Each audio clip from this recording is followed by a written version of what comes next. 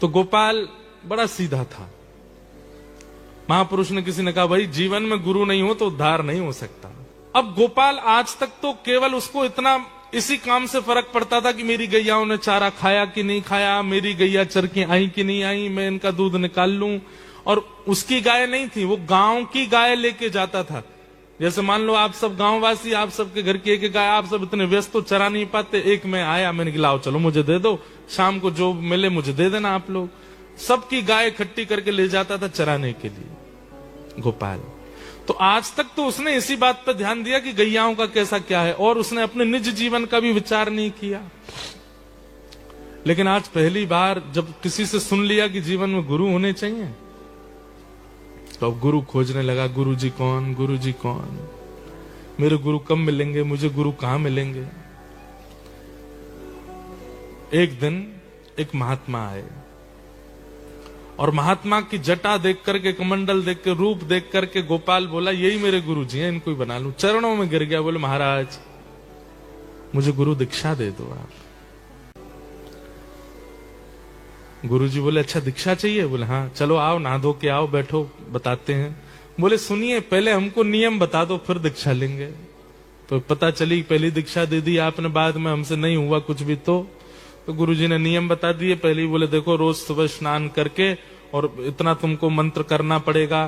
बोले क्या मंत्र करना पड़ेगा? गुरुजी ने मंत्र सुनाया तो बोले ये तो मुझे समझ में ही नहीं आ रहा है, ये तो मेरे पल्ले ही नहीं पड़ रहा, मैं इतना पढ़ा लिखा नहीं कि ये मंत्र बोल सकूं। कोई और चीज बता दो। गुरुजी बोले भाई अब जो परंपरा है वही तो बताऊंगा, ऐसे थोड़ी मनगढ़ंत कुछ भी बता दूंगा।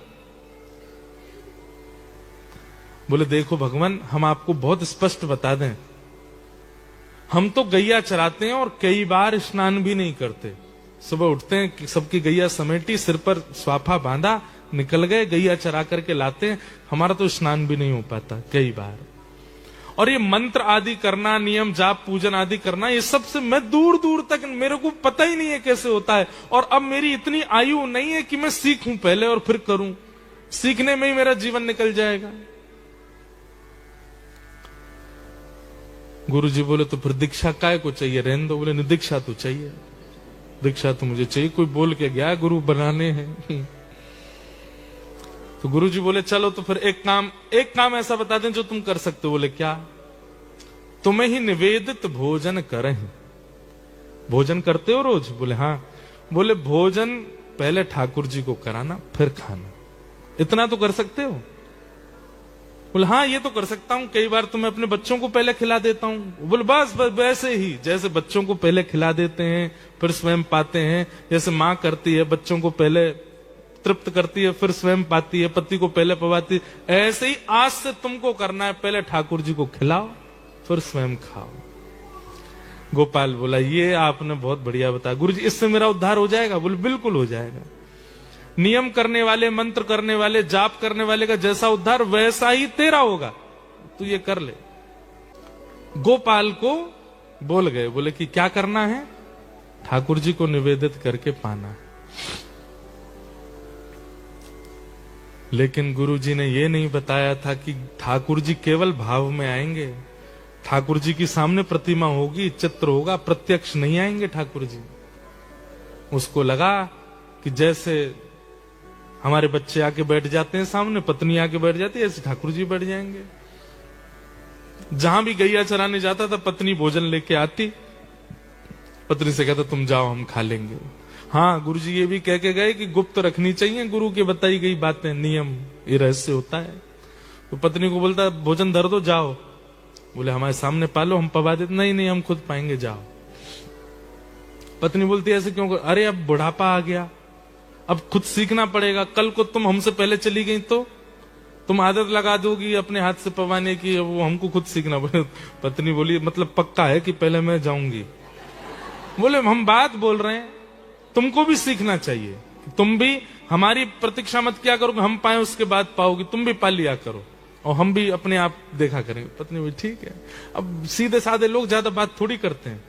पत्नी चली गई, उसने बर्तन खोले, सब सामग्री सामने रखी, ज्यादा कुछ तो होता नहीं था, मोटी रोटियां, कुछ गुड़ और कुछ मिर्ची वगैरह, सलाद, मूली, गाजर, बस। सब्जी तो बनती नहीं थी ज्यादा गरीब लोगों के यहाँ।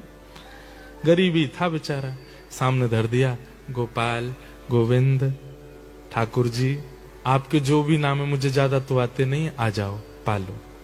गुरुजी कह के गए आपको पवाना है फिर पाना है, और ऐसा बुला के फिर ढूंढता कहां से आ रहे हैं, कब आएंगे। गुरुजी परिचय तो बता के नहीं गए कि वो दिखते कैसे हैं, आएंगे भी कि नहीं आएंगे। तो बेचारा जैसे पशु पक्षियों के लिए दाना लेके घूमते हैं ऐसे घूमता था सब जगह। आप कहां रहते हैं? अरे ठाकुर जी, अरे भगवान जी आ जाओ। गुरुजी कह के गए पहले आप पाओगे फिर मैं पाऊंगा। पूरे दिन ठाकुर जी का इसी भांति स्मरण करता, जगह जगह घूमता, नदी के किनारे जाता, वन में जाता, पहाड़ पर जाता, ठाकुर जी आओ पहले पाओ फिर मैं पाऊंगा। रात हो गई, ठाकुर जी नहीं आए। गुरु आज्ञा है, ठाकुर जी नहीं पाएंगे तब तक मैं पा नहीं सकता। रात भर ठाकुर जी नहीं आए तो रात को सारी सामग्री समेट करके गैयाओं को खवा दी, भूखा सो गया। एक रात निकल गई, दूसरा दिन आया, आज ठाकुर जी आएंगे, कल व्यस्त रहे होंगे कहीं पे। दूसरे दिन फिर पत्नी भोग लेके आई, सब सामग्री सजाई, बैठ गया, ठाकुर जी आओ पाओ भोग लगाओ फिर हम पाएंगे। फिर से ढूंढा, कल जहां गया अब दूसरी जगह गया कि वहां तो मिले नहीं थे, यहां मिल जाएंगे। सब जगह ढूंढा, ठाकुर जी नहीं मिले। 1 दिन, 2 दिन, 3 दिन, 10 दिन, 15 दिन निकल गए। अब तो आंखें गड्ढे में जाने लगी, हाथों में कंपन शुरू हो गया, वृद्धावस्था है, मुख सूखने लगा, आंतें सूखने लगी। पत्नी कहती मुझे आप ठीक नहीं लग रहे हैं, आपको देख करके अब ऐसा लगता है कि जैसे कोई रोग हो गया है क्या आपको? बोले मैं वृद्ध हो गया हूं ना। बोले वृद्ध तो हो गए वो तो पता, पर इतने ज्यादा आपसे चला भी नहीं जाता, आपसे बैठा भी नहीं जाता, आप कुछ बोल भी नहीं पाते, आप भोजन तो करते हैं ना समय से? बोले हाँ मैं सब पाता हूं, तुम चिंता मत करो। लेकिन वो रोज जाते ठाकुर जी को निवेदित करते, ठाकुर जी नहीं आते तो रात में सब गैयाओं को खिला देते। गुरु आज्ञा। जब अनेक दिन निकल गए, बस अब इनको लगा ही था कि अब मैं जीवित नहीं रहूंगा, मेरे प्राण चले जाएंगे। पत्नी भोजन लेकर के आई, अचेत अवस्था जैसी हो रही थी। पत्नी ने कहा मैं खिला दूं आपको। बोले नहीं नहीं रख जाओ, मैं खा लूंगा और तुम जाओ वापस। सामने सामग्री रखी है, उसने नहीं पाया। अंतिम क्षण चल रहा था, ठाकुर जी को बुला रहा था, इतने में ही मुरली मनोहर श्याम सुंदर साक्षात प्रकट हो गए। प्रकट होकर के उसके सामने जैसे ही आए तो जितनी उसके अंदर ऊर्जा नष्ट हो चुकी थी सारी ऊर्जा पुनः वापस आ गई, नेत्र खुल गए, ठाकुर जी का साक्षात्कार हो गया। ठाकुर जी सन्मुख खड़े हैं और सन्मुख खड़े ठाकुर जी को देख करके गोपाल नेत्रों से अश्रु प्रवाह होने लगा।